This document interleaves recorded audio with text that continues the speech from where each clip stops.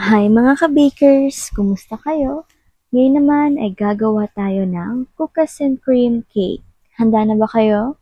Ang mga kailangan natin ay mantika 125 grams, asukal 175 grams, asin 1/4 teaspoon, itlog 2 piraso, cocoa powder 25 grams, all-purpose flour 115 grams, baking soda 1/2 teaspoon, baking powder 1/2 tablespoon, fresh milk 1/4 cup, tubig 1/4 cup, choco flavor 1 teaspoon, coffee stick 1 piraso, at red wine na 1 teaspoon. Ilagay na natin ang brown sugar, cocoa powder, all-purpose flour. Kapag inilagay natin ito, ay kailangan natin itong salain para maiwasan ng pamumuo or ang mga buo-buo. Pagkatapos, ilagay na natin ang asin, baking soda at baking powder. Coffee stick, haluin muna natin ito at pagkatapos naman ay maglagay na tayo ng gatas sa tubig, mantika, itlog, choco flavor, red wine or rum. At pagkatapos naman ito ay atin na itong haluin ng haluin hanggang sa magsama-sama na ang mga ingredients na ating inilagay dito. Kapag ganito na po ang kanyang consistency ay okay na po ito dahil ito na po ang consistency na ating hinahanap. Ngayon naman po ay atin na po itong ilipat sa ating molde na 7x3 at meron po siyang parchment paper. Isa lamang po ang kailangan natin dito. At eto na po siya kapag tapos na po natin ilipat. Yan naman po, ready na ito para sa ating oven. Ang oven temperature po natin dito ay 170 sa taas, 190 sa baba, at ang baking time ay 40 minutes. After 40 minutes ay luto na po ang ating cake. Kaya naman po atin na po itong palamigin. At pag malamig na ilagyan na po natin ito ng sugar syrup at atin na pong tanggalin sa ating molde. Lagyan na po natin dito ang ating cake board. At syempre, just take your time lamang po mga ka-bakers. Ngayon naman ay gagawa na po tayo ng icing or frosting.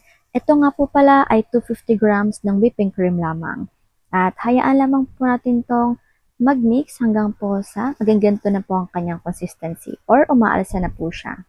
Magdurog po tayo ng 5 cookies and cream na nabibili po sa tindahan ng tag-6 or tag-7 ang isa.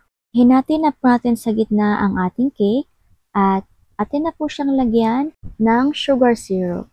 Pagkatapos ay maglalagay na po tayo ng icing dito at yung icing naman po or yung frosting naman po ay kayo na po ang bahala kung gaano po kadami.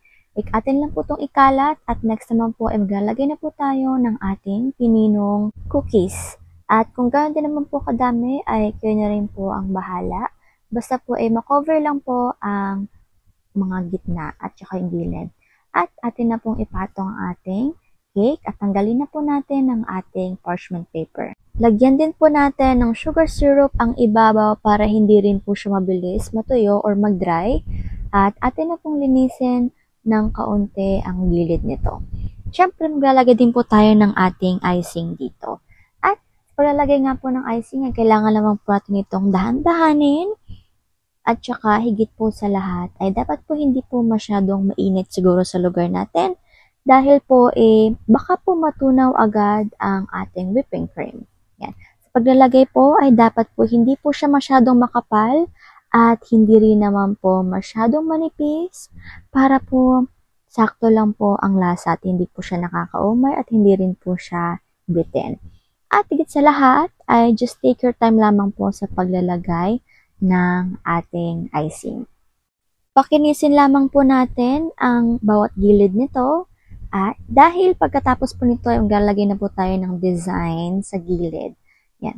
Atin lang pong itap-tap ang ating spatula para po magkaroon po ng design ang bawat gilid nito. At syempre, kagaya din po ng nauna ay just take your time lamang po mga ka-bakers dahil alam kong kayang-kaya nyo rin ito.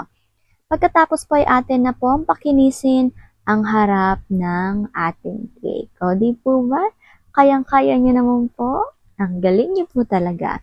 Anyways nga po, dahil ito nga po ay makinis na, ay syempre maglalagay na rin po tayo ng ating design dito. Kuha lang po tayo ng tip at ng ating piping bag at lalagay lang po tayo ng design sa bawat gilid nito.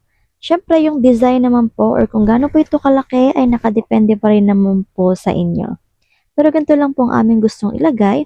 At syempre, lalagay po tayo ng ating choco ganache. Yan. Ang choco ganache po ay nabibili po sa mga bakery supplies or kung gusto niyo naman po gumawa, ay manood po kayo sa aming chocolate na cake na meron po kaming tutorial kung paano po gawin ng choco ganache. At syempre mga ka-bakers, maglalagay na po tayo ng ating cookies. Ayan. Atin lang po siyang lagyan para po mas maganda po ang kanyang design. O di po ba sobrang cute niya na. At syempre naman, the last but not the least, ay maglalagay tayo ng ating Pinoy-Pino na cookies kanina. Ayan. Lagyan lamang po natin siya pero kalahati lang po o yung nasa pinakamababang parte lamang po ang ating lagyan para po hindi naman po masyadong plain ang ibabang bahagi ng ating cake. Atin lang po siyang linisin at pagandahin palalo.